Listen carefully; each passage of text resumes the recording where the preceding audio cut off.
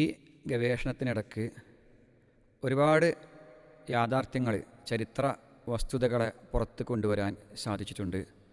അത് ഒന്ന്, ബിസ്മില്ലാ വൽഹംദുലില്ലാ വസ്സലാത്തു വസ്സലാമു അലാ റസൂലില്ലാ വഅലാ ആലിഹി വസ്വഹ്ബിഹി അജ്മഈൻ.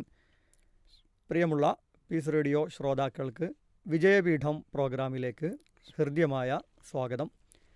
ഇന്ന് നമ്മുടെ കൂടെയുള്ളത് അധ്യാപകനും വിദ്യാഭ്യാസ പ്രവർത്തകനുമായ അബ്ദുൽ ലത്തീഫ് മാസ്റ്ററാണ്. പത്രപ്രവർത്തന രംഗത്തും അദ്ദേഹത്തിൻ്റെ കഴിവുകൾ നമുക്ക് ബോധ്യമുള്ളതാണ്. പീസ് റേഡിയോയുടെ വിജയപീഠം പരിപാടിയിൽ അദ്ദേഹത്തിൻ്റെ രണ്ടാമത്തെ എപ്പിസോഡാണ് ഇന്ന് നമ്മൾ കേൾക്കുന്നത്. താങ്കളുടെ കരിയർ, ജോലി സംബന്ധമായ കാര്യങ്ങളൊക്കെയാണ് നമ്മൾ പറഞ്ഞ് അവസാനിപ്പിച്ചത്.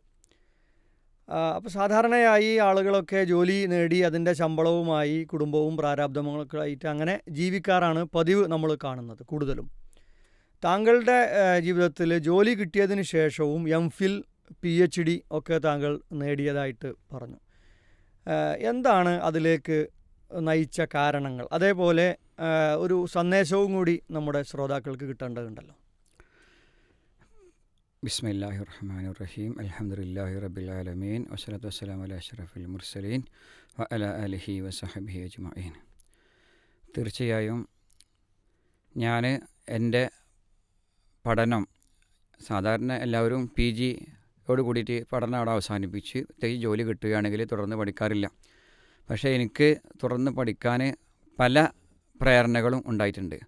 ഒന്ന്, ഞാൻ എൻ്റെ ഈ ജോലി കിട്ടുന്ന ആ കാലത്തിന് തൊട്ട് മുമ്പാണ് ഒരു പുസ്തകം, അറബി ഭാഷയും തൊഴിൽ സാധ്യതകൾ എന്ന പേരിൽ ഒരു പുസ്തകം എഴുതിയിരുന്നു.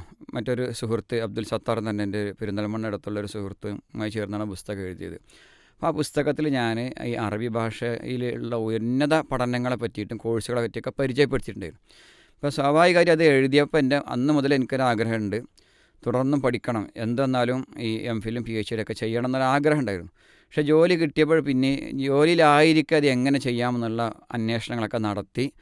അതിൻ്റെ ആ അന്വേഷണങ്ങൾക്കിടയിലാണ് പല യൂണിവേഴ്സിറ്റികളിലും ഇതുപോലെ MPhil ചെയ്യാനും അതുപോലെ PhD ചെയ്യാനൊക്കെ പ്രത്യേകിച്ച് കേരളത്തിന് പുറത്തുള്ള യൂണിവേഴ്സിറ്റികളിൽ അവസരമുണ്ടെന്ന് മനസ്സിലാക്കുകയും അങ്ങനെയുള്ള അന്വേഷണങ്ങൾക്കൊടുവിൽ തമിഴ്നാട്ടിലെ പല കോളേജുകൾ അന്വേഷിച്ചു. പക്ഷേ ജോലിയെ ബാധിക്കാത്ത രൂപത്തിൽ ചെയ്യാൻ കുറച്ചും കൂടി സൗകര്യപ്പെട്ടത് എന്നുള്ള നിലക്കാണ് തമിഴ്നാട്ടിലെ ഭാരതിദാസൻ യൂണിവേഴ്സിറ്റിക്ക് കീഴിലുള്ള ജമാൽ മുഹമ്മദ് കോളേജിലെത്തിപ്പെടുന്നത്. ആ കോളേജ് എന്ന് പറഞ്ഞാൽ തന്നെ നമ്മുടെ കേരളത്തിലെ ഫാറൂഖ് കോളേജിനേക്കാളും മികച്ച ഒരു കോളേജ് എന്ന് വേണമെങ്കിൽ പറയാം തമിഴ്നാട്ടിലെ.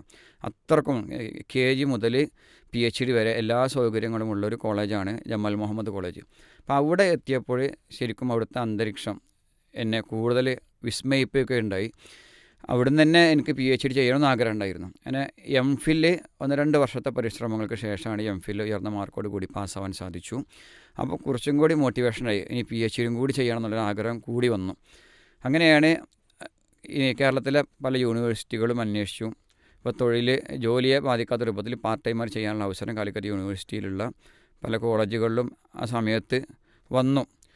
അങ്ങനെയാണ് തിരൂർ തുഞ്ചൻ കോളേജുമായി ബന്ധപ്പെടുന്നത്. പിന്നെ നേരത്തെ പറഞ്ഞതുപോലെ MPhil പഠിക്കുമ്പോൾ തന്നെ ഞാൻ ജേർണലിസവുമായി ബന്ധപ്പെട്ടൊരു വിഷയമാണ് എടുത്തിരുന്നത്. അതിലെ ഒരു മുഖ്യ വിഷയമായി വന്നതായിരുന്നു അൽ ബുഷ്റ എന്നൊരു മാസിക. അപ്പോൾ ആ മാസികയെ പറ്റി പരിചയപ്പെട്ടപ്പോൾ തന്നെ എനിക്ക് അത് ഒന്നും കൂടെ ഹൈലൈറ്റ് ചെയ്ത് പഠിക്കണമെന്ന് ആഗ്രഹം അന്നുണ്ടായിരുന്നു. അതിനുശേഷം ഈ അൽ ബുഷ്റ മാസികയുമായി ബന്ധപ്പെട്ട ഡോക്ടർ ഷാനവാസ് സുല്ലമി സാറുമായി സംസാരിക്കുകയും അദ്ദേഹം ഈ വിഷയത്തിൽ കുറച്ചും കൂടെ അന്വേഷണങ്ങൾ നടത്തിയ വ്യക്തിയാണ്. അപ്പോൾ അദ്ദേഹത്തിൻ്റെ ഒരു പ്രേരണ കൂടി കിട്ടിയപ്പോഴാണ് ആ വിഷയം തന്നെ എടുത്ത് PhD ചെയ്യാനുള്ളൊരു പ്രേരണ ഉണ്ടായത്. അങ്ങനെ കാലിക്കറ്റ് യൂണിവേഴ്സിറ്റിക്ക് കീഴിലുള്ള തിരൂർ തുഞ്ചൻ കോളേജിൽ PhD പാർട്ട് ടൈമായി ചെയ്യാനുള്ള അവസരം ലഭിച്ചു. വിദ്യാഭ്യാസ വകുപ്പിൽ നിന്ന് അതിൻ്റെ അനുവാദം എനിക്ക് ലഭിക്കുകയുണ്ടായി. അങ്ങനെയാണ് എനിക്ക് PhD കൂടി പൂർത്തിയാക്കാനുള്ള അവസരം ലഭിച്ചത്. ദക്ഷിണേന്ത്യയിൽ തന്നെ ഒരു പക്ഷേ ആദ്യത്തെ അറബി മാസികയായിരിക്കും അൽ ബുഷ്റ മാസിക എന്നുള്ളത്. അതിനെപ്പറ്റിയാണ് താങ്കൾ ഗവേഷണം നടത്തിയത്. അതിലേക്ക് എത്തിപ്പെട്ട സാഹചര്യം, ആ ഒരു സ്പെസിഫിക് വിഷയം തിരഞ്ഞെടുക്കാനുള്ള സാഹചര്യത്തെക്കുറിച്ചൊന്ന് പറയും. അതിന് പല കാരണങ്ങളുണ്ട്. ഒന്ന്, കേരളത്തിൽ പൊതുവെ നടന്ന PhDകളൊക്കെ നമ്മൾ പരിശോധിച്ചാൽ ഒരുപാട് PhDകൾ, ഒരു പക്ഷേ പകുതിയിലേറെയും PhDകൾ നടന്നിട്ടുള്ളത് കേരളത്തിന് പുറത്തുള്ള പല വിഷയങ്ങളിലാണ്. അതായത് പുറത്തു നിന്നുള്ള സാഹിത്യകാരന്മാരെ പറ്റിയിട്ട്, സാഹിത്യ വർക്കുകളെ പറ്റിയിട്ട്, സാഹിത്യ പ്രസ്ഥാനങ്ങളെ പറ്റിയിട്ട് ഇങ്ങനെയൊക്കെയുള്ള PhD ഉണ്ട്. പക്ഷേ അറബി ഭാഷയുമായി ബന്ധപ്പെട്ട് ലോകത്ത് നടന്ന പല ചലനങ്ങളിലും വലിയ നിർണായകമായ പങ്ക് വഹിച്ച വളരെയധികം ചരിത്രവും പാരമ്പര്യവുമുള്ള ഒരു സംസ്ഥാനമാണ് കേരളം. അപ്പോൾ കേരളീയരായ ആളുകൾക്ക്, കേരളത്തെപ്പറ്റി പഠിച്ചവർക്കൊക്കെ അത് അറിയുന്നൊരു വസ്തുതയാണ്. പക്ഷേ കേരളത്തിലെ അറബി ഭാഷയുടെ സാധ്യതകളെപ്പറ്റി, ഇവിടുത്തെ സാഹിത്യ രംഗത്തെ വളർച്ചയെപ്പറ്റി, അറബി ഭാഷയിലുള്ള മറ്റുള്ള വർക്കുകളെ പറ്റിയിട്ടൊന്നും കാര്യമായ പഠനങ്ങൾ എവിടെയും നടന്നിട്ടില്ല. അപ്പോൾ അതുകൊണ്ട് തന്നെ ഈ കേരളത്തിൽ നടന്ന ഒരു വിഷയവുമായി ബന്ധപ്പെട്ടിട്ട് ഒരു PhD ചെയ്യണമെന്നും ഒരാഗ്രഹം നേരത്തെ ഉണ്ടായിരുന്നു. അപ്പോൾ നേരത്തെ ഞാൻ പറഞ്ഞതുപോലെ MPhilന് പഠിക്കുമ്പോൾ ഇവിടുത്തെ ദക്ഷിണേന്ത്യയിലെ അറബി പത്രമാസികളെ പറ്റിയിട്ടാണ് ഞാൻ MPhil ചെയ്തിരുന്നത്. ആ MPhil ചെയ്തപ്പോൾ അതിലെ ഒരു വലിയ ഭാഗമായി എനിക്ക് തോന്നിയത്, ആകർഷിക്കപ്പെട്ടൊരു ഭാഗമായി തോന്നിയത് അൽ-ബുശ്റ മാസികയാണ്. കാരണം അതിൻ്റെ ചരിത്രം അങ്ങനെ പറഞ്ഞപ്പോൾ മറ്റുള്ള മാസികക്കൊന്നും ഇല്ലാത്ത ഒരുപാട് പ്രത്യേകതകൾ അതിനുള്ളതായി തോന്നി. അങ്ങനെ അതിൻ്റെ കോപ്പി കണ്ടെത്താനുള്ള ശ്രമങ്ങൾ നടക്കുകയും ബഹുമാനപ്പെട്ട ഷാനവാസ് സുല്ലമി, അദ്ദേഹം ഒരു ചരിത്ര ഗവേഷകനാണ്, അദ്ദേഹത്തിൻ്റെ പക്കൽ ഇതിൻ്റെ കുറച്ച് കോപ്പികൾ ഉണ്ടെന്നറിയുകയും അത് പരിശോധിച്ചപ്പോൾ അദ്ദേഹം തന്നെ പറഞ്ഞു, ഈ വിഷയം നല്ല രൂപത്തിൽ അവതരിപ്പിക്കാൻ എനിക്ക് സാധിക്കും, അതുകൊണ്ട് ഈ വിഷയം തന്നെ എടുക്കുകയാണ് നല്ലത് എന്നൊരു പ്രേരണ നൽകുകയും പിന്നീട് ആ മാസിക കൂടുതൽ വായിച്ചപ്പോൾ അതിലെ കണ്ടൻറ്റുകളും കാര്യങ്ങളൊക്കെ പരിശോധിച്ചപ്പോൾ ഇത് കാരണം മാസിക ആരുടെ കയ്യിലും ലഭ്യമല്ല, വളരെ കുറഞ്ഞ കോപ്പി ഒന്നും ഇവിടെ ലഭ്യമുള്ളൂ, മറിച്ച് ഉള്ളത് തന്നെ അങ്ങനെ അധികം ആളുകളും പഠനങ്ങൾ നടത്തിയിട്ടില്ല. അപ്പോൾ സ്വാഭാവികമായിട്ടും ഒരു റിസർച്ചിൻ്റെ പ്രത്യേകത പറഞ്ഞാൽ ആരും അറിഞ്ഞിട്ടില്ലാത്ത, കണ്ടിട്ടില്ലാത്ത, പരിചയിച്ചിട്ടില്ലാത്തൊരു വിഷയത്തെ പുറം ലോകത്തെ പരിചയപ്പെടുത്തലാണ് റിസർച്ചിൻ്റെ പ്രധാന ലക്ഷ്യം. ആ നിലയ്ക്ക് ഈ വിഷയത്തിനൊരു സ്കോപ്പ് ഉണ്ട് എനിക്ക് തോന്നുകയും അത് ഈ റിസർച്ച് തുടങ്ങണമെങ്കിൽ നമ്മുടെ RAC കമ്മിറ്റിൻ്റെ മുമ്പിൽ ഈ വിഷയത്തിൻ്റെ ഒരു സിനോപ്സിസ് അവതരിപ്പിക്കണം. അത് അവതരിപ്പിച്ചപ്പോൾ അവർക്കും തന്നെ അതൊരു പുതിയ വിഷയമായി തോന്നുകയും വേറെ പ്രതിസന്ധികളൊന്നും തടസ്സങ്ങളൊന്നും ഇല്ലാതെ ആ വിഷയം സ്വീകരിക്കപ്പെടുകയും അങ്ങനെ ആ വിഷയം ചെയ്യാനുള്ള അവസരം ലഭിക്കുകയാണ് ഉണ്ടായത്. അപ്പോൾ വളരെ പ്രസക്തമായ ഒരു വിഷയത്തിലാണ് താങ്കൾ ഇപ്പോൾ കേരളത്തിൽ ഉള്ള ഒളിഞ്ഞുകിടക്കുന്ന ഒരു മാസിക എന്ന് ഏറെക്കുറെ പറയാവുന്ന ഒരു മാസികയെ പൊതുജന സമക്ഷത്തിലേക്ക്, അക്കാഡമിക സമൂഹത്തിൻ്റെ സമക്ഷത്തിലേക്ക് എത്തിക്കുക എന്നുള്ള വലിയ ഡ്യൂട്ടിയാണ് ചെയ്തിട്ടുള്ളത്. ഈ അൽ-ബുശ്റ മാഗസിൻ അത് അറബി ഭാഷക്കും അതിലുപരിയായി കേരളത്തിലെ നവോത്ഥാന നീക്കങ്ങൾക്കും നൽകിയ സംഭാവനകൾ എന്തൊക്കെയാണ് താങ്കളുടെ റിസർച്ചിൽ ശ്രദ്ധിക്കപ്പെട്ടത്? തീർച്ചയായും നിരവധി സംഭാവനകൾ അൽ-ബുശ്റ മാസിക അറബ് സമൂഹത്തിന്, കേരളത്തിലെ അറബി ഭാഷാ സമൂഹത്തിന്, ഇന്ത്യയിലെ അറബി ഭാഷാ സമൂഹത്തിന്, കേരളത്തിലെ വിദ്യാഭ്യാസ രംഗത്തെ മുന്നേറ്റത്തിന്, അറബി ഭാഷയുടെ പ്രചാരണത്തിന്, ഇങ്ങനെ വിവിധ മേഖലകളിൽ നിരവധി സംഭാവനകൾ നൽകാൻ ഈ മാസികയ്ക്ക് സാധിച്ചിട്ടുണ്ട്.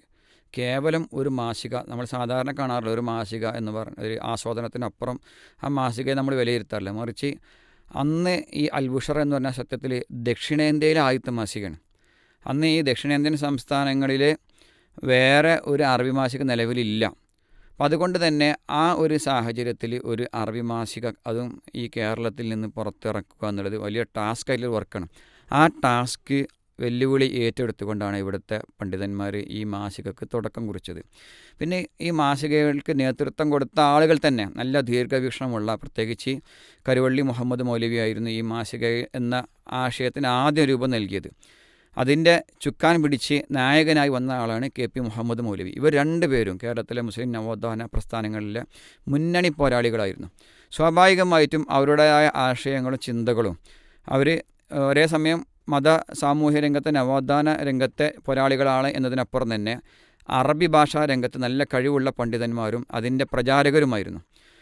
ഈ അൽ-ബുശ്റ മാസിക പുറത്തിറങ്ങുന്നതിന് മുമ്പ് തന്നെ ശരിക്ക് അറബി പ്രചാര സഭ എന്നൊരു സമിതി ഇവർ ഉണ്ടാക്കിയിട്ടുണ്ടായിരുന്നു. കോഴിക്കോട് ആസ്ഥാനമായി 1958 സെപ്റ്റംബറിൽ അറബി പ്രചാര സഭ എന്നുള്ളൊരു സമിതി ഉണ്ടാക്കുകയും ആ സമിതിൻ്റെ തന്നെ ലക്ഷ്യങ്ങളിൽ ഒന്ന് അറബി ഭാഷ പ്രചാരണം, അതായത് കേരളത്തിലെ അറബി ഭാഷ പ്രചരിപ്പിക്കുക എന്നതും അറബിയിൽ ഒരു മാസിക പുറത്തിറക്കുക എന്നുള്ളതൊരു ആഗ്രഹമായിരുന്നു അവരുടെ. ആ അടങ്ങാത്ത ആഗ്രഹം നീണ്ട 5 വർഷത്തോളം അവർ പരിശ്രമം നടത്തിയിട്ടും അത് സാധ്യമായില്ല. അങ്ങനെയാണ് ഈ കരുവള്ളി മുഹമ്മദ് മൗലവി ഇത്തരത്തിലൊരു ആശയവുമായിട്ടൊരു മീറ്റിംഗ് അദ്ദേഹത്തിൻ്റെ വസതിയായ മലപ്പുറത്തെ അദ്ദേഹത്തിൻ്റെ ഒരു ഓഫീസിലേക്ക് വിളിച്ചു ചേർക്കുകയും അവിടെ അന്ന് അവൈലബിൾ ആയിട്ടുള്ള അറബി ഭാഷ പ്രേമികളായ ആളുകളെല്ലാം ഒരുമിച്ച് കൂടുകയും അവിടെ അൽ ബുഷറ പബ്ലിഷിംഗ് ഹൗസ് എന്ന പേരിലൊരു കമ്മിറ്റി ഉണ്ടാക്കുകയും അതിൻ്റെ കീഴിലാണ് ഈ മാസിക തുടങ്ങുന്നത്. അപ്പോൾ അതിൻ്റെ ലക്ഷ്യങ്ങൾ തന്നെ കറക്റ്റ് പറയുന്നുണ്ട്. ഒന്ന്, അറബി ഭാഷയുടെ പ്രചാരണം. രണ്ട്, ഈ കേരളത്തിലെ അറബി ഭാഷയിലുള്ള മുന്നേറ്റങ്ങളെ അറബ് സമൂഹത്തിന് പരിചയപ്പെടുത്തുക എന്നുള്ളത് അത് വലിയൊരു നേട്ടമായിട്ടാണ് അവർ കണ്ടിരുന്നത്. അതോടൊപ്പം തന്നെ അറബ് ലോകത്ത് നടക്കുന്ന ചലനങ്ങളെ ആ ചലനങ്ങൾ ഉദ്ദേശിച്ച് എല്ലാ രംഗത്തുള്ള ചലനം, മതരംഗത്തായാലും സാമൂഹ്യ രംഗത്തായാലും ഭാഷാ രംഗത്തായാലും ഒക്കെ ഉള്ള ചലനങ്ങളെ കേരളീയ സമൂഹത്തിന് പരിചയപ്പെടുത്തുക എന്നുള്ളത്. അതോടൊപ്പം ഇവിടുത്തെ വിദ്യാഭ്യാസ രംഗത്ത് വലിയൊരു പുരോഗതി. കാരണം അന്ന് ഈ അറബി ഭാഷ എന്നുള്ളത് മലയാള ഭാഷ പോലെ തന്നെ ആളുകൾക്ക് സുപരിചിതമായൊരു ഭാഷ തന്നെയാണ്. അറബിയും അറബി മലയാളമൊക്കെ ഇവിടുത്തെ കേരളത്തിലെ മുസ്ലിങ്ങൾക്കൊക്കെ സുപരിചിതമായൊരു ഭാഷയാണ്. അപ്പോൾ അതുകൊണ്ട് തന്നെ ഒരു ലിവിങ് ഭാഷ എന്നുള്ള നിലയ്ക്ക് ആ ഭാഷയിലൂടെ നടത്തുന്ന ഏതൊരു ചലനങ്ങളും അത് റിസൾട്ട് ഉണ്ടാക്കുമെന്നുള്ള പ്രതീക്ഷ അവർക്കുണ്ടായിരുന്നു. അപ്പോൾ ആ രൂപത്തിൽ തന്നെ അതിലുള്ള കണ്ടൻറ്റുകൾ, അതിൻ്റെ ക്രമീകരണമൊക്കെ അങ്ങനെ തന്നെയായിരുന്നു. കാരണം ഈ മാസിക ഒന്നാമത്തെ ലക്കത്തിൽ തന്നെ അതിലുണ്ടായിരുന്ന ആശംസകൾ മാത്രം വായിച്ചാൽ മതി.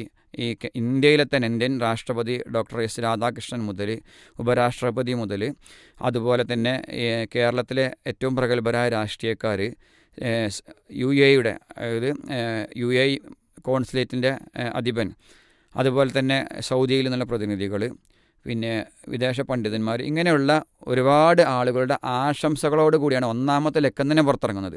സ്വാഭാവികമായിട്ട് ആ ആശംസകൾ തന്നെ ഉണ്ട് ഈ മാസികക്ക് നിർവഹിക്കേണ്ട ദൗത്യം എന്താണെന്നൊക്കെ അതിൽ വിശദീകരിക്കുന്നുണ്ട്. അതുപോലെ തന്നെയാണ് അവരതിൻ്റെ കണ്ടൻറ്റുകളൊക്കെ ആസൂത്രണം ചെയ്തിട്ടുണ്ടായിരുന്നത്. ഓരോ ലക്കത്തിലേക്കും വേണ്ട കണ്ടൻറ്റുകൾ അവർ നേരത്തെ പ്ലാൻ ചെയ്ത് പ്രഗത്ഭരായ കേരളത്തിൽ അറിയപ്പെടുന്ന, കേരളത്തിന് പുറത്തുനിന്നുള്ള വിദേശത്തു നിന്നുള്ള എഴുത്തുകാരുമായൊക്കെ ബന്ധപ്പെട്ട് ആ വിഷയങ്ങൾ കൊടുത്ത് ആ വിഷയത്തിലുള്ള ലേഖനങ്ങൾ എഴുതി, അതുപോലെ കഥയും കവിതയും ഒക്കെ ഓരോ ലക്കത്തിലും പുതുമകളാർന്ന വിഷയങ്ങൾ അതിൽ വന്നിരുന്നത്. ഇത് കേരളത്തിലെ ഒരു പൊതുസമൂഹത്തിലേക്ക് ഈ മാസിക എത്തുകയും ഇവിടുത്തെ അറബി ഭാഷ പഠിക്കുന്ന സ്ഥാപനങ്ങളിലേക്കും പണ്ഡിതന്മാരിലേക്കും വിദ്യാർത്ഥികളിലേക്കും കേരളത്തിന് പുറത്ത് അറബി ഭാഷ പഠിപ്പിക്കുന്ന മേഖലകളിലേക്കും വിദേശത്തേക്ക് വരെ ഈ മാസിക അയച്ചിരുന്നു. അപ്പോൾ അതിൻ്റെയൊക്കെ ഒരു റിസൾട്ട് ആ വായിച്ചവർ, അതിൽ എഴുതുന്ന ആൾക്കാരൊക്കെ പിന്നീട് കേരളത്തിലെ നവോത്ഥാന രംഗത്ത് വലിയ പങ്ക് വഹിക്കുന്നതിലും അവരുടെ ആശയങ്ങൾ പ്രചരിപ്പിക്കുന്നതിലൊക്കെ ഈ മാസിക അവർ അതിനൊരു പ്ലാറ്റ്ഫോമായിട്ട് ഉപയോഗപ്പെടുത്തി. പ്രത്യേകിച്ച് ഈ അറബി ഭാഷ എന്നുള്ളത് ഇവിടുത്തെ കേരളത്തിലെ നവോത്ഥാന പരിശ്രമങ്ങളിൽ വലിയ പങ്ക് വഹിച്ചൊരു ഭാഷയാണ്. ഈ അറബി ഭാഷയുടെ പ്രചാരണത്തിനും കൂടുതൽ ആളുകളെ ഈ ഭാഷ പഠിക്കാൻ പ്രേരിപ്പിക്കുന്നതിലേക്കുമൊക്കെ ഈ മാസിക വലിയ പങ്ക് വഹിച്ചിട്ടുണ്ട്.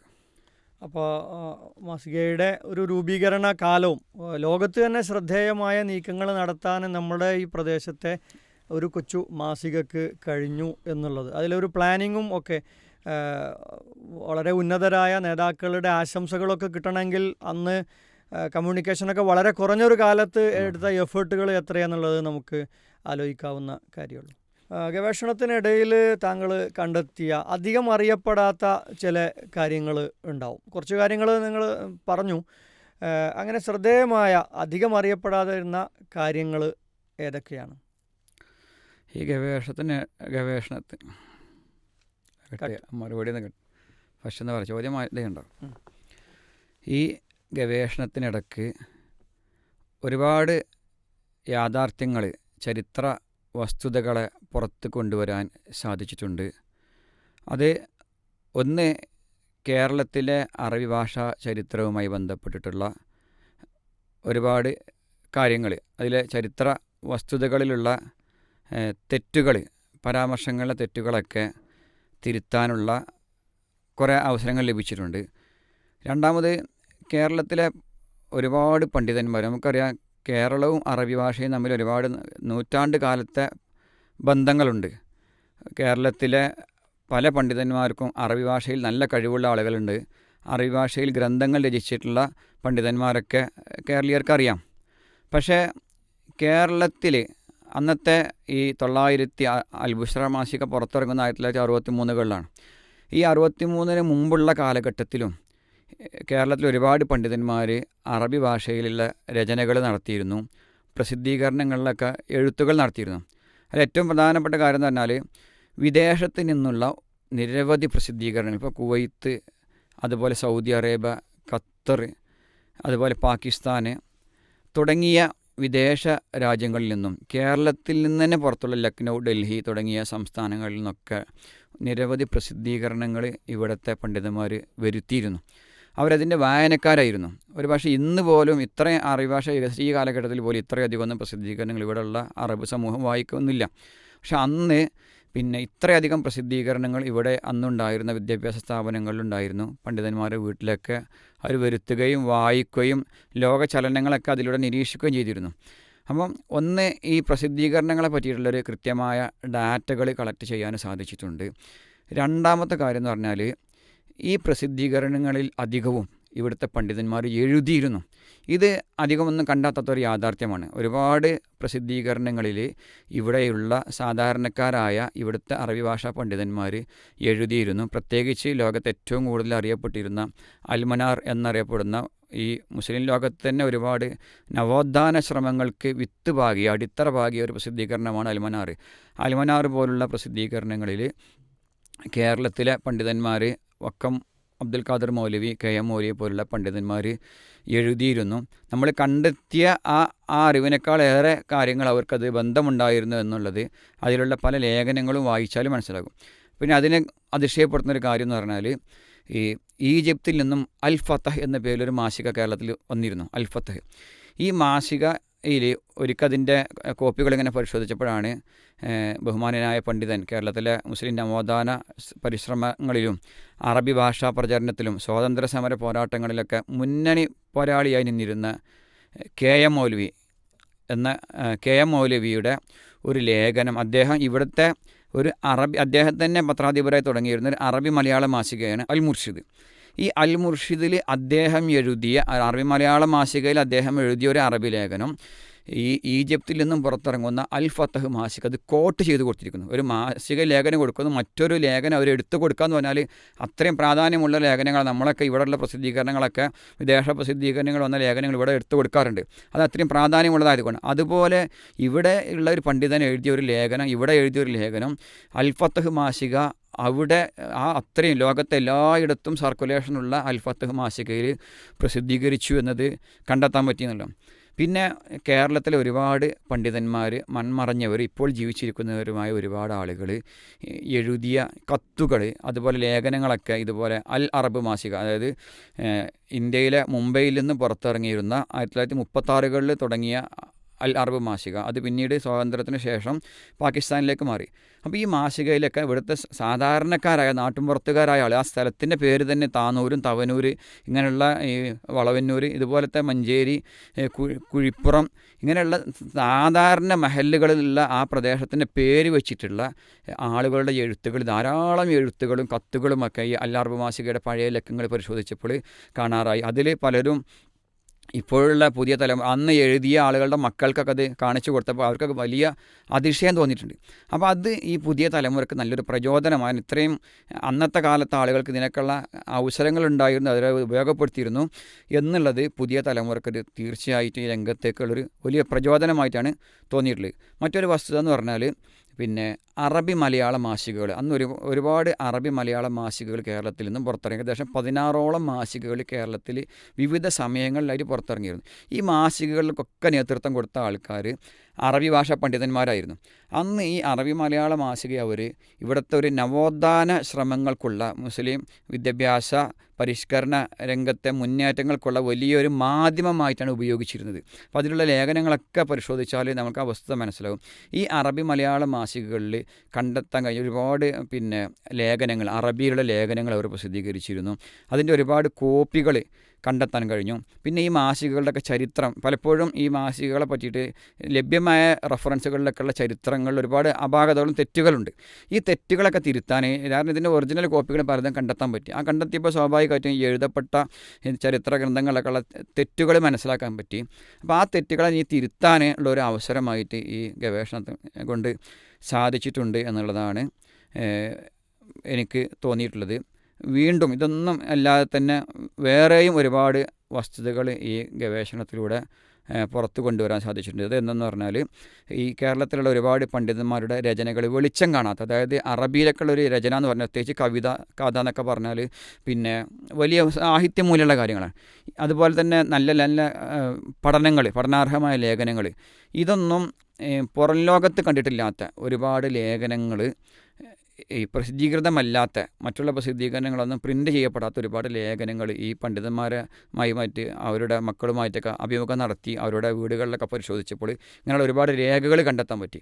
തീർച്ചയായിട്ടും ഈ വർക്കുകൾ, അവരുടെ ഈ സാഹിത്യ അതുപോലെ പിന്നെ മതരംഗത്തൊക്കെയുള്ള അവർ എഴുതിയ വർക്കുകൾ ഇനിയും പ്രകാശിതമായി കഴിഞ്ഞാൽ പുതിയ തലമുറക്ക് അത് ഒരുപാട് പ്രചോദനം ഉണ്ടാക്കാൻ സാധിക്കും. പിന്നെ അൽ-ബുഷറ മാസികയിൽ തന്നെയും നിരവധി കവിതകൾ, അറബി കവിതകളൊക്കെ, അറബി സാഹിത്യം പഠിക്കുന്ന ആൾക്കറിയാം അറബി കവിതയുടെ ഒരു പ്രാധാന്യം. അപ്പോൾ ഈ കവിതകളെന്നൊക്കെ വെറുതെ എന്തെങ്കിലും ഒരു വിഷയത്തിലല്ല, നല്ല സാഹിത്യ സമ്പുഷ്ടവും അതോടൊപ്പം നല്ല ആശയസമ്പന്നവുമായിട്ടുള്ള ഭാവനകളുള്ള നല്ല കവിതകൾ, നിരവധി കവിതകൾ ഈ അൽ-ബുഷറ മാസികയിൽ പ്രസിദ്ധീകൃതമായിട്ടുണ്ട്. അതൊക്കെ വീണ്ടും പുനർപ്രസിദ്ധീകരിക്കുകയാണെങ്കിൽ അറബി ലോകത്തിന്, അറബി ഭാഷാ രംഗത്തുള്ളവർക്കൊക്കെ വലിയ ഒരു പ്രചോദനമായി തീരുമെന്നാണ് എനിക്ക് എൻ്റെ പഠനത്തിലൂടെ ബോധ്യപ്പെട്ടിട്ടുള്ളത്.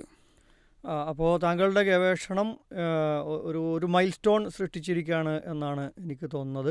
അപ്പോൾ ഈ റിസർച്ച്, താങ്കളുടെ ഈ റിസർച്ച് അടിസ്ഥാനമാക്കി ഇനി എങ്ങനെ അക്കാഡമിക് രംഗത്തുള്ളവർക്കും റിസർച്ച് ചെയ്യാനിരിക്കുന്നവർക്കും എങ്ങനെ ഇതിൽ നിന്ന് ഇത് ഉപകാരപ്പെടുമെന്നാണ് നിങ്ങൾ കരുതുന്നത്?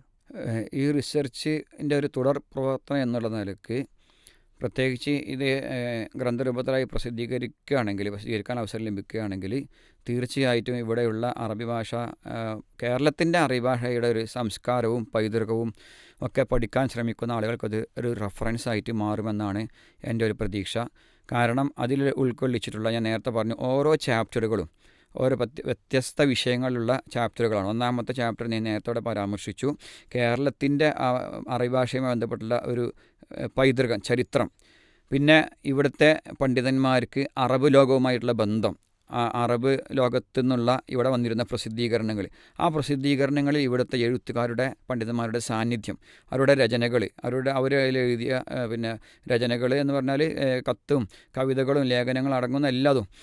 അതോടൊപ്പം തന്നെ ഞാൻ ഇവിടെ സൂചിപ്പിച്ചു, അറബി മലയാള പത്രപ്രവർത്തനം വലിയൊരു ചരിത്രമാണ്, വലിയൊരു പിന്നെ വിഷയമായിട്ട് പ്രത്യേകമായി പഠനം നടത്താവുന്ന ഒരു ഭാഗമാണ് അറബി മലയാള സാഹിത്യവുമായി ബന്ധപ്പെട്ടിട്ടുള്ള ഒരു പഠനം. അതിൽ ഈ മാസികകളെ മാത്രം, അതിൽ ഓരോ മാസികയും പ്രത്യേകമായിട്ട് പഠിക്കാൻ, പ്രത്യേകിച്ച് അൽ-മുർഷിദ് അടക്കമുള്ള മാസിക എന്ന് പറഞ്ഞാൽ നല്ലൊരു, അതിൽ നിന്നാണല്ലോ ഒരു ലേഖനം തന്നെ പുറത്തുള്ള അറബി പ്രസിദ്ധീകരണം എടുത്തു കൊടുത്ത്. അപ്പോൾ വിവിധ വിഷയങ്ങളിൽ പഠിക്കാൻ ആഗ്രഹിക്കുന്ന ആളുകൾക്ക് ഇന്നൊന്നും ലഭ്യമല്ലാത്ത, ഒരു സോഷ്യൽ മീഡിയയിലും നെറ്റിലും യൂട്യൂബിലും ഒന്നും സെർച്ച് ചെയ്താൽ പോലും കിട്ടാത്ത അത്ര വിഷയങ്ങളിലുള്ള പഠനങ്ങൾ ഈ പ്രസിദ്ധീകരണങ്ങൾ വന്നിട്ടുണ്ട് എന്നുള്ളതാണ്.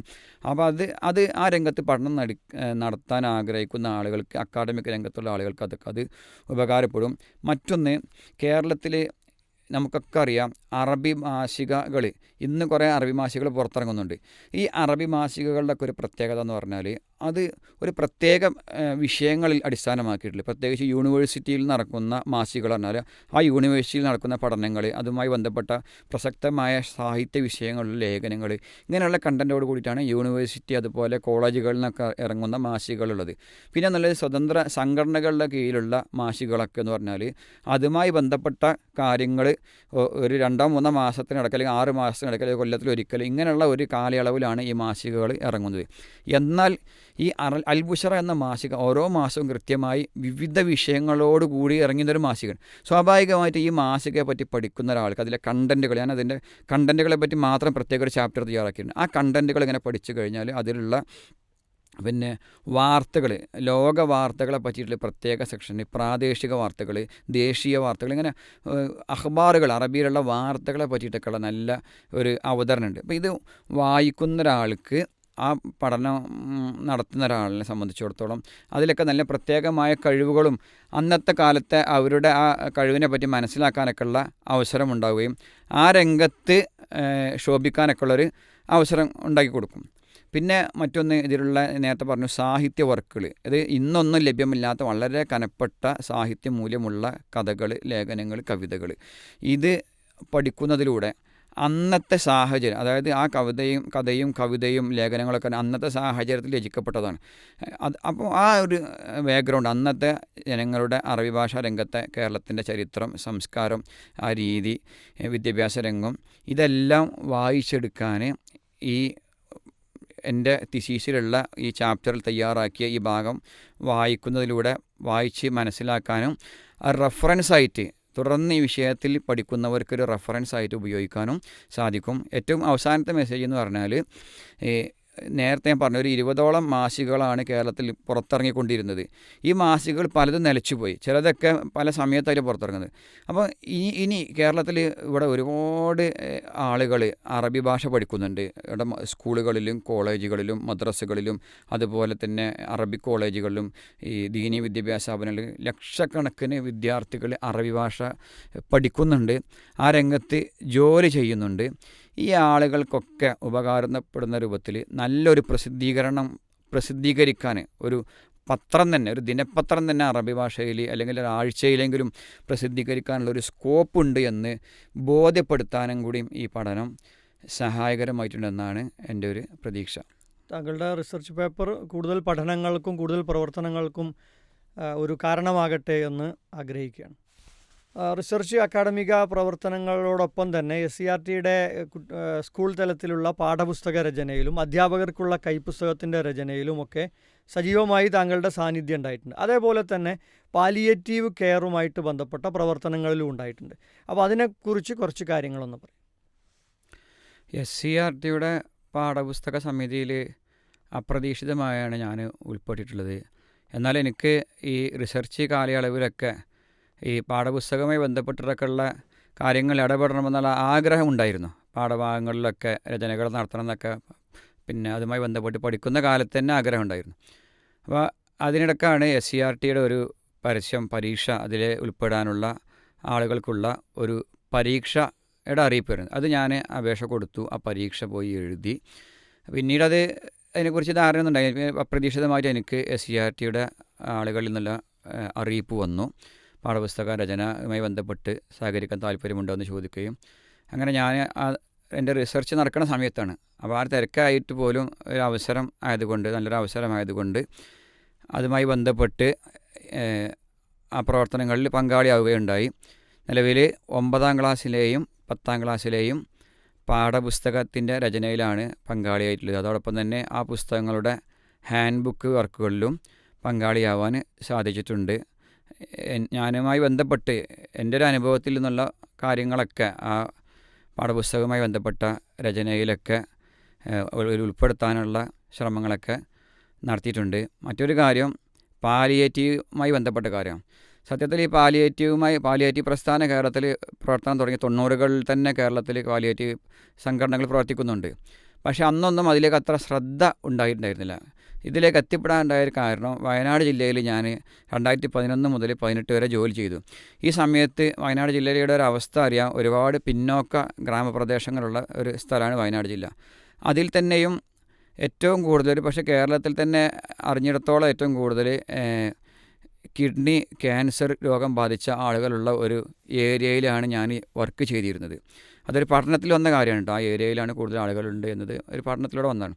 അപ്പോൾ ഒരുപാട് കുട്ടികൾ, ഞാൻ ജോലി ചെയ്യുന്ന സ്ഥാപനത്തിൽ പഠിക്കുന്ന കുട്ടികളൊക്കെ ഇതുപോലെ വിധവകളായ ആളുകളുടെ മക്കൾ, പിന്നെ അച്ഛനും അമ്മയും ഇല്ലാത്തവർ, ഉപ്പ മരിച്ച ആളുകൾ, അതുപോലെ രോഗികളായ കിടപ്പിലായ രോഗികൾ, ഒരുപാട് അങ്ങനെയുള്ള രോഗാവസ്ഥയിലുള്ള വീട്ടിൽ നിന്നുള്ള കുട്ടികൾ, ഇങ്ങനെയുള്ള ഒരുപാട് കുട്ടികളുടെ അവസ്ഥകൾ നേരിട്ട് മനസ്സിലാക്കാനുള്ള അവസരമുണ്ട്. ആ കുട്ടികളുടെയൊക്കെ വീടുകളിൽ പോകുമ്പോൾ അങ്ങനെയുള്ള ഒരുപാട് രോഗാതുരമായ അവസ്ഥ മനസ്സിലാക്കാനുള്ള അവസരമുണ്ടായി. അപ്പോൾ അവിടുന്നാണ് എനിക്ക് ഈ ആതുര സേവന രംഗത്തൊക്കെ എന്തെങ്കിലുമൊക്കെ ഇടപെടണമെന്നൊരാഗ്രഹം ഉണ്ടാവുകയും അന്ന് നാട്ടിൽ നിന്നൊക്കെയുള്ള ആളുകളുടെ സഹായങ്ങളൊക്കെ അവിടെ എത്തിച്ചെടുക്കാനുള്ള ശ്രമങ്ങളിലൂടെയാണ് തുടങ്ങിയത്. പിന്നീട് നാട്ടിലെത്തിയപ്പോഴാണ് എൻ്റെ ഗ്രാമത്തിൽ തന്നെ ഒരു എനർജി പെയിൻ പാലിയേറ്റീവ് ക്ലിനിക്ക് തുടക്കം കുറിച്ചത്. അപ്പോൾ ആ സമയത്ത് ഞാൻ അതിൻ്റെ ഒരു വോളണ്ടിയറായിട്ട് ഈ വയനാട്ടിൽ നിന്നുള്ള അനുഭവത്തിലൂടെ അതിലേക്ക് പ്രവേശിക്കുകയും പിന്നീട് അതൊരു വ്യവസ്ഥാപിതമായ രൂപത്തിൽ ചെയ്യണം എന്ന ആഗ്രഹത്തോടു കൂടിയാണ് കോഴിക്കോട് മെഡിക്കൽ കോളേജിൽ ഇതിൻ്റെ ഒരു പാലിയേറ്റീവ് മെഡിസിൻ്റെ ഒരു ഡിപ്ലോമ കോഴ്സ് ഉണ്ടായിരുന്നു. ആ കോഴ്സ് പഠിച്ച് കുറച്ചും കൂടെയൊക്കെ ഹോം കെയർ അങ്ങനെയുള്ള വർക്കുകളിലൊക്കെ ഭാഗവാക്കായി ശ്രമം നടത്തുകയും പിന്നെ അതുമായി ബന്ധപ്പെട്ട ലേഖനങ്ങളൊക്കെ പത്രമാസികകളിലൊക്കെ എഴുതാനൊക്കെ ഉള്ള അവസരം ലഭിച്ചു. ഒരുപാട് പ്രസിദ്ധീകരണങ്ങളിൽ അത്തരത്തിലുള്ള ലേഖനങ്ങളും എഴുതി പാലിയേറ്റീവ് പ്രസ്ഥാനത്തിൻ്റെ പ്രാധാന്യം ബോധ്യപ്പെടുത്താനുള്ള ശ്രമങ്ങളൊക്കെ നടത്തിയിട്ടുണ്ട്. വളരെ നല്ലൊരു കാഴ്ചപ്പാടാണ് താങ്കളുടെ ഈ സംസാരത്തിലൂടെ കിട്ടിയിട്ടുള്ളത്. നമ്മൾ സമയത്തിൻ്റെ ഒരു പരിമിതിയുണ്ട് എങ്കിലും താങ്കൾ നേരത്തെ ഒരു പുസ്തകത്തിൻ്റെ കാര്യം സൂചിപ്പിച്ചു. താങ്കളുടെ പഠന കാലയളവിൽ എഴുതിയ ഒരു പുസ്തകം, ആ പുസ്തകത്തിനെ പറ്റി കുറച്ച് കാര്യങ്ങളൊന്ന്. ആ പുസ്തകം എന്ന് പറഞ്ഞാൽ ECGC എന്ന പേരിലുള്ള ഒരു പിന്നെ ഗൈഡൻസ് വിങ്, കേരള നേതൃത്വ മുജാഹിദിൻ്റെ കീഴിൽ പ്രവർത്തിച്ചിരുന്ന ECGC എന്നൊരു ഗൈഡൻസ് വിങ്ങിൽ ഞാൻ അംഗമായിരുന്നു. ഏകദേശം 2001-2002 കാലഘട്ടത്തിലായിരുന്നു അന്ന് അതിലുണ്ടായിരുന്നത്. അപ്പോൾ ആ സമയത്ത് ഇതുപോലെ ഒരുപാട് അറബി ഭാഷയുമായി ബന്ധപ്പെട്ട ഒരു ഏരിയയിലായിരുന്നു ഞാൻ ക്ലാസ്സുകൾ എടുക്കാനൊക്കെ, ഗൈഡൻസ് ക്ലാസ്സുകളൊക്കെ പോയിരുന്നത്.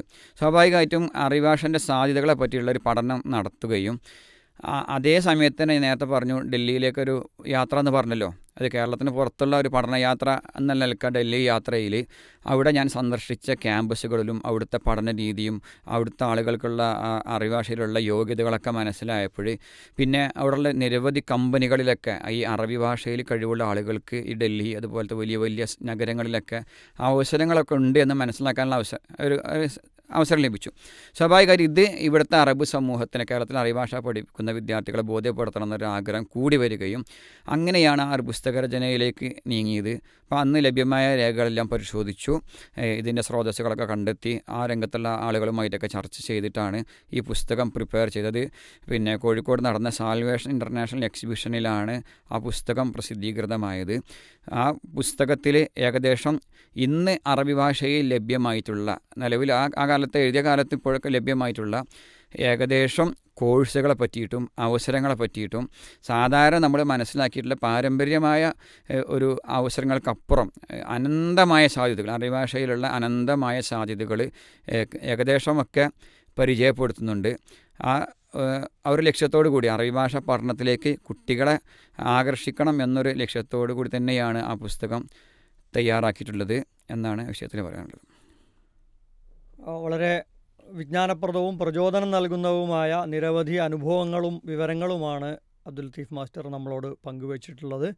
നമ്മുടെ കൂടെ സമയം ചെലവഴിച്ചതിന് വളരെയധികം നന്ദി അദ്ദേഹത്തോട് നമ്മൾ അറിയിക്കുകയാണ്. ഈ ഒരു അഭിമുഖം, ഈ എപ്പിസോഡ് ഇവിടെ അവസാനിക്കുകയാണ്. വസല്ലല്ലാഹു അലാ നബീന മുഹമ്മദിൻ വഅലാ ആലിഹി വസ്വഹ്ബിഹി അജ്മഈൻ വൽഹംദുലില്ലാഹി റബ്ബിൽ ആലമീൻ.